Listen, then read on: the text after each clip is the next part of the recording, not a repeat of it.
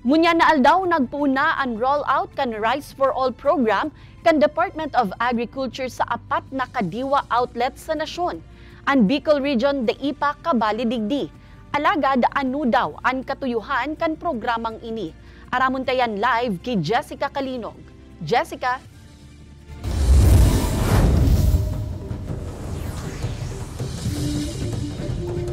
Ang Rice for All program kit kan Agriculture Department obheto na makaopresir nin abot kayang presyo nin bagas para iyan sa gabos asin sangunyan nga ni makakabakal na nin 45 pesos na per kilo nin bagas sa piling mga kadiwa outlets sa Metro Manila. Ang Bicol Region mayo pa kaini. Alagad na notara naman daa sa pirang merkado ang pagbarato kaini.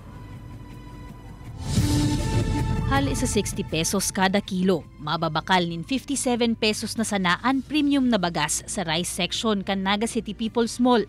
Nagbaba man subuot nin 3 pesos ang iba pang klase kan bagas ngunya na semana, tamas barato man an ko akaini sa mga supplier.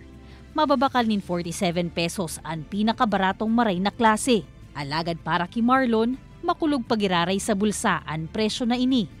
Mga kakayahon ko mga arog sa mga ati o dapat mga 35, 33 sa arog kaya pwede na ko tayo arog kan dati kaya ito nakakabakal ako 33 so nakakabakal akong 20 kilos 25 ngunyan 3 kilo na lang 2. Iyan man ang rason kaya padagos ang paghanap nin paagi kan Department of Agriculture na mapababa pa ang presyo kan bagas. Ngunya na aldaw piglansar na kan ahensya ang Rice for All program o baratong bagas para sa gabos sa apat na kadiwa sites sa nasyon. Digdi mababakal nin 45 pesos sanaan kada kilo kan well-milled rice. Narealisar ini sa tabang kan pigpataw na mas sababang taripa sa mga imported na bagas. Alagad ang Bicol Region, day pakabali digdi. Magin ang 29 pesos rice program kan DA, day pa man nakakaabot sa rehiyon. Sinabi naman po ng sekretary na ito ay trial lang. Trial muna para kung paano mas maganda pa na mai-implement na sa buong Pilipinas. Sa lado man kan pirang paratsenda nin bagas sa Naga City People's Mall, sangunyan, hasta sa 47 pesos na kada kilo ang kaya nindang maitao na baratong bagas sa merkado. Takon ibaba paninda, mayo naman nin makuku ang dilihensya. Kung makakuha kami ning baratong puhunan, hababa na puhunan, kaya mi.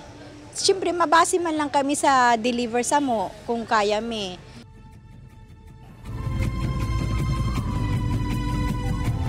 Sigun sa DA kit, mapapababa ang presyo kan bagas kung mapapababa man ang production cost kan mga paraoma. Kaya nga ni saro man iyan sa mga pigtatawan atensyon ngunyan kan ahensya. Pigian kami narman ang mga paraoma na mag-mechanize nganing mainaan man ang gastos ninda sa labor. Siring man na magmiyembro sa mga asosasyon asin magin clustered farms tanganin magkaigwamanin kabanga sa saindang gastos.